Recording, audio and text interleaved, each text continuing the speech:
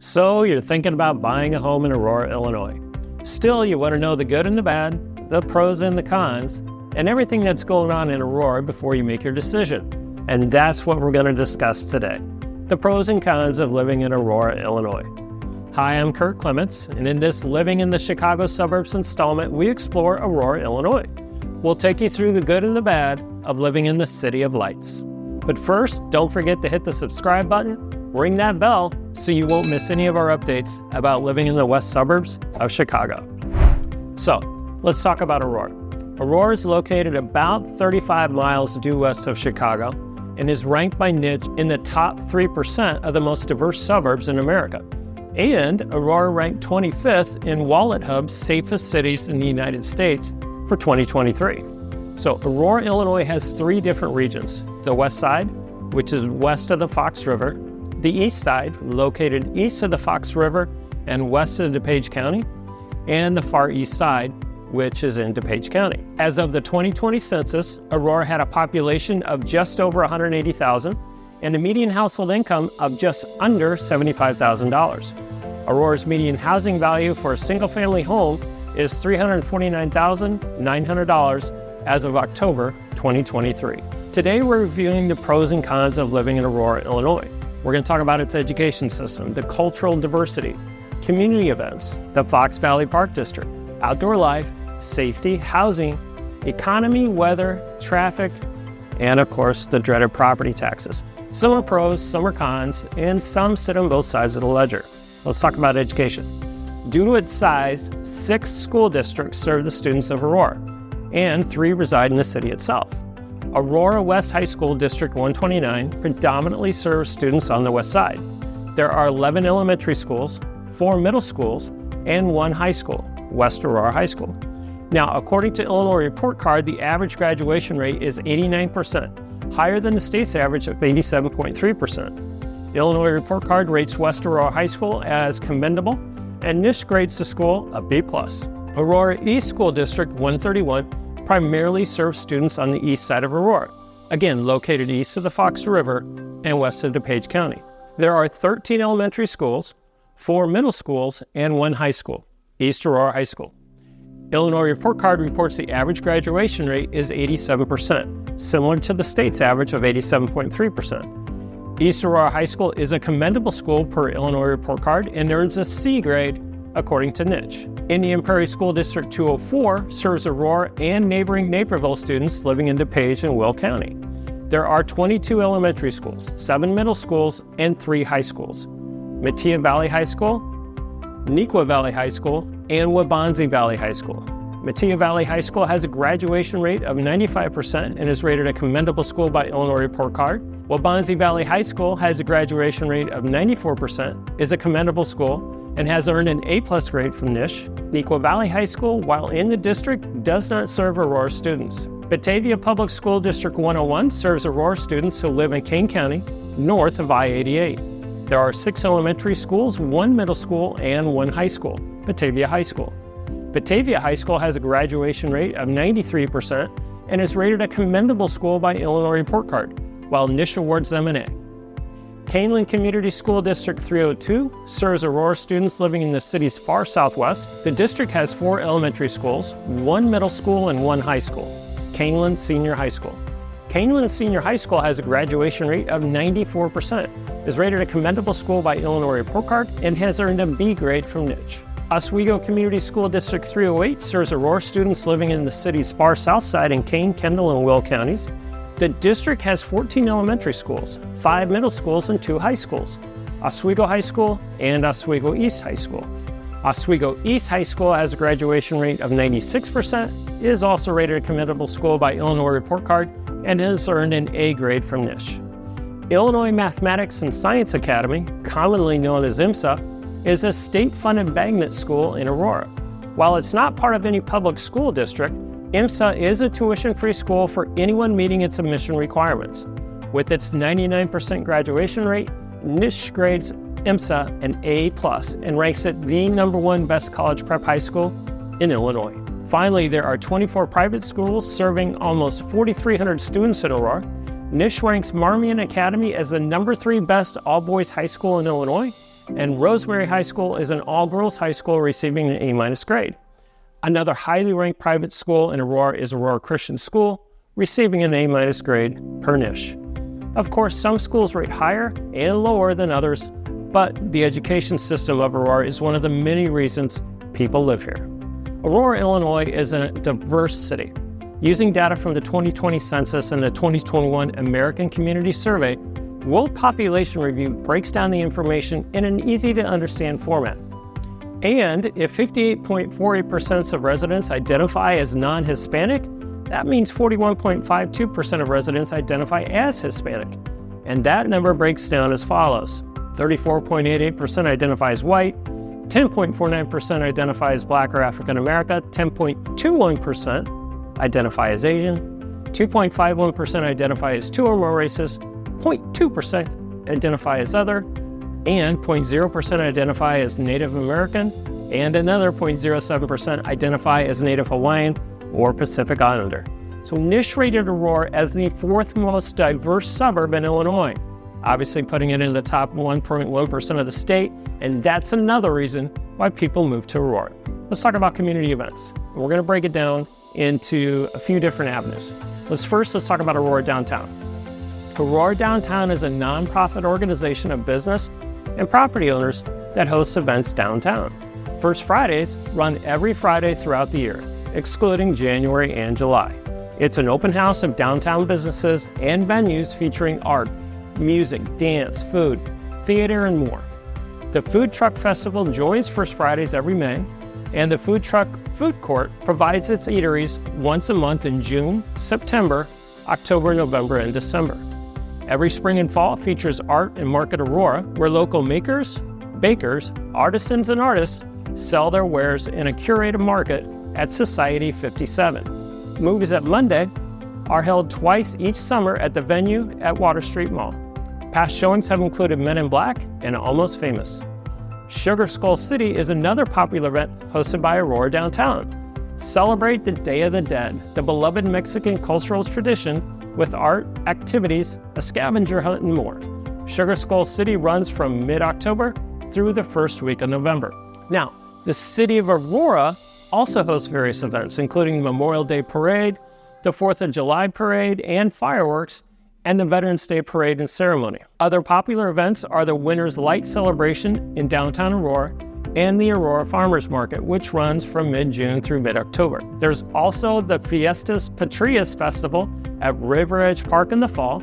Aurora's rich Hispanic culture is displayed with food vendors, musicians, and entertainers, helping raise scholarship funds for college-bound Latino Aurorans. Now, the Paramount Theater gets involved as well. Paramount annually provides world-class entertainment to Aurora and over 350,000 patrons from over 250 communities.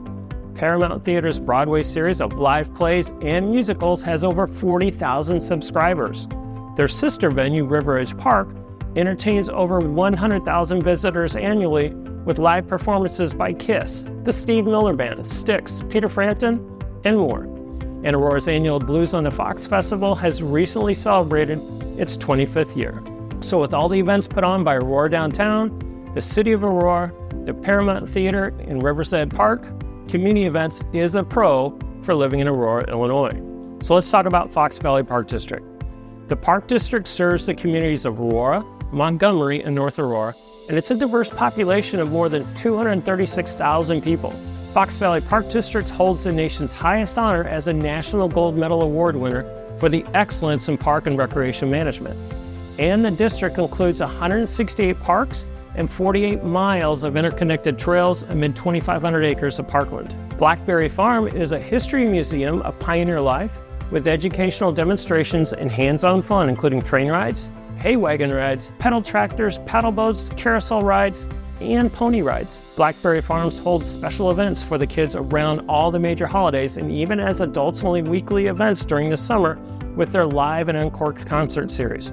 Adults 21 and over bring their favorite food and beverages and enjoy live music at the farm with their friends. Red Oak Nature Center sits on over 40 acres of wildlife habitat and offers adventure camps, animal exhibits, school and group outings, and Maple Fest and Bump Fest. Stewart Sports Complex encompasses 317 acres and is one of the Midwest's largest outdoor facilities, focusing on soccer, baseball, and softball. Over 75,000 participants and 100,000 spectators visit Stewart Sports Complex every year. The Fox Valley Park District also operates 4 fitness centers, 2 outdoor water parks, an indoor water park, and multiple golf courses throughout the area. The Fox Valley Park District sits on the pro side of the ledger of moving to Aurora. Outdoor life. Aurora sits in 4 counties: DuPage, Kane, Kendall, and Will. And in addition to all the outdoor activities Fox Valley Park District provides, each county has a forest preserve. Combined, the preserves have over 73,000 acres. So if water's your thing, you have plenty of opportunities to boat, canoe, fish, kayak, and swim. Now there's also biking, hiking, and running trails. And what about archery, camping, or geocaching? Maybe a round of golf, or just walking with your dog in an off-leash area. Perhaps horseback riding. And for those winter adventurers, there's always cross-country skiing, ice fishing, ice skating, sledding, snowmobiling, and snowshoeing. So whatever your outdoor interests, one of the forest preserves can most likely accommodate your needs. And once again, outdoor life sits on the pro side of the ledger of living in Aurora, Illinois. So now we're on to safety. As stated earlier, Aurora, Illinois was ranked 25th in the Wallet Hub's safest cities in the U.S. for 2023. This ranking focuses on 3 key dimensions: home and community safety, natural disaster risk, and financial safety. So looking at 5 key metrics: violent crime, property crime, vehicular mortality rate, drug poisoning mortality rate, and the rate of excessive drinking, Smart Asset lists Aurora as number 24 in its 2023 ranking. Talk about overall crime. Aurora's total crime rate per 100,000 people is 550. In other words, you have a chance of 1 in 182 of being a victim of a crime. And when we break these numbers down further, the violent crime rate in Aurora per 100,000 people is 333, which is a 1 in 300 chance of being a victim of a violent crime.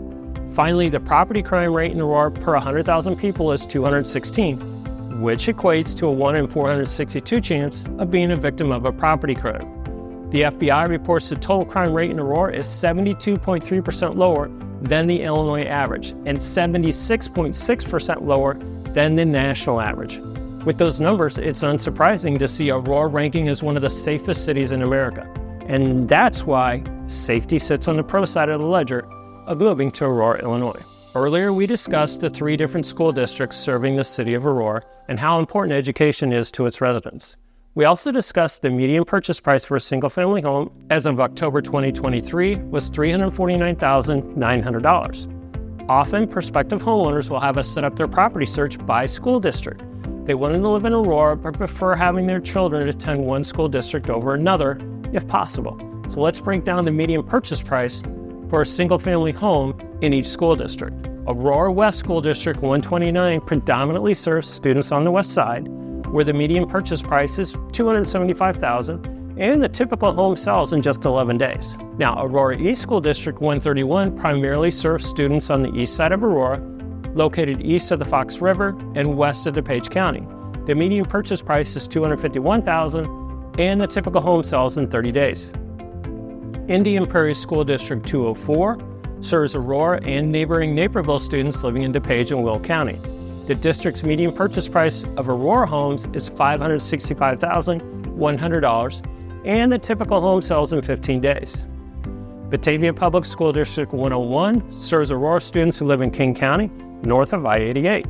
And the median purchase price of Aurora homes in the district is $482,500, and the typical home sells in 29 days. Caneland Community School District 302 serves Aurora students living in the city's far southwest, and the median purchase price of Aurora homes in the district is $394,950, and the typical home sells in 10 days.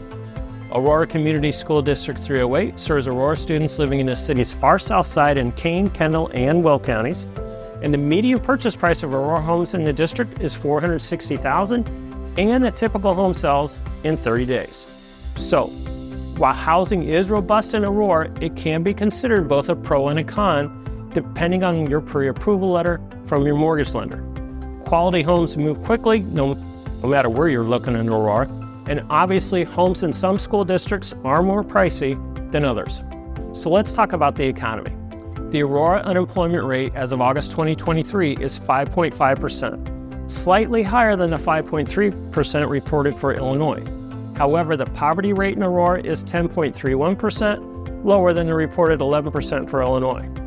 World Population Review reports Aurora's average household income as $102,873 in 2023.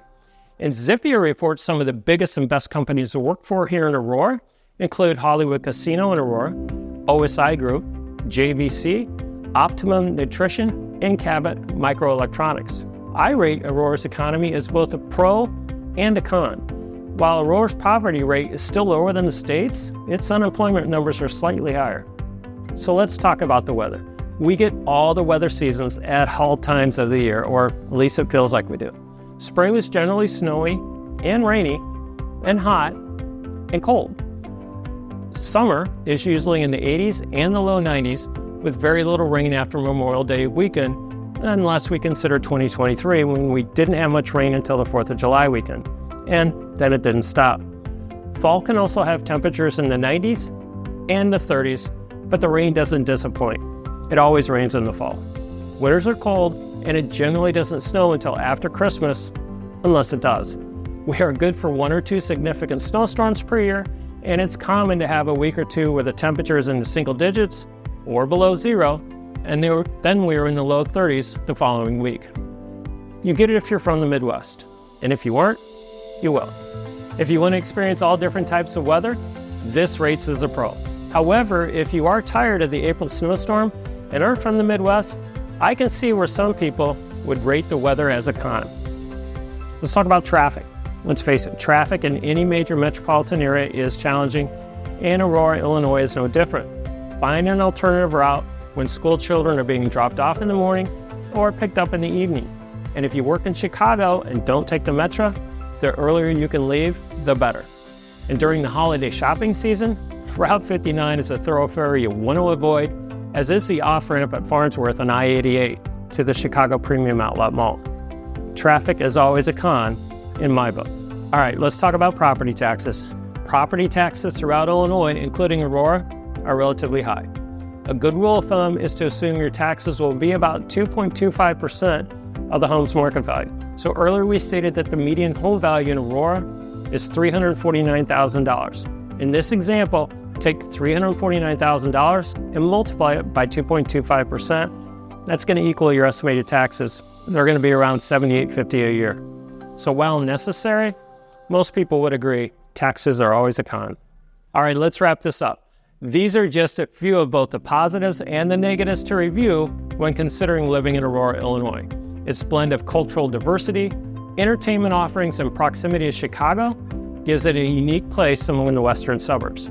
So let us know your thoughts or questions in the comments below, and be sure to like, subscribe, and share our channel to discover future explorations of what it's like to live in the west suburbs of Chicago. And if you're curious about living in Aurora or any of the incredible communities in the west suburbs of Chicago, reach out. We'll lay out all your options so you can make a confident decision that's best for you and your family. Thanks again for joining us. And as always, we're here to help, and we'll talk with you soon.